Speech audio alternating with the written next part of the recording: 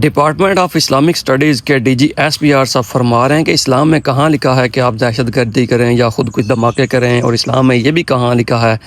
کہ آپ خواتین کے ساتھ جانوروں والا سلوک کریں۔ ہم آپ کو اس کی اجازت نہیں دیں گے کہ آپ آ کے ہمارے ملک میں یا کسی بھی ملک میں دہشت گردی پھیلائیں۔ تو محترم D G S P R صاحب، آپ کو یہ بھول گیا کہ آپ لوگ پاکستان کی یا پاکستان تحریک انصاف کی جو خواتین ہیں ان کے ساتھ آپ نے پچھلے 3 سالوں میں کیا کیا ہے؟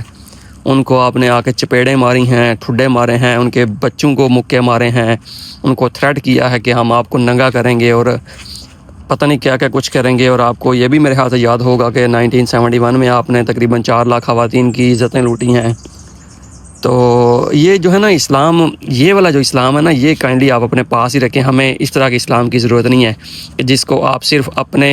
لیے ایک ہتھیار کے طور پہ استعمال کرتے ہیں اور وقتاً فوقتاً آ کے ہمیں بھاشن دیتے ہیں یا لیکچر دینے سٹارٹ کر دیتے ہیں، جی اسلام یہ کہہ رہا ہے اور اسلام وہ کہہ رہا ہے۔ جب آپ کسی کے اوپر ظلم کر رہے ہوتے ہیں، جب کسی کو شہید کر رہے ہوتے ہیں، ضلع شاہ کو شہید کرتے ہیں،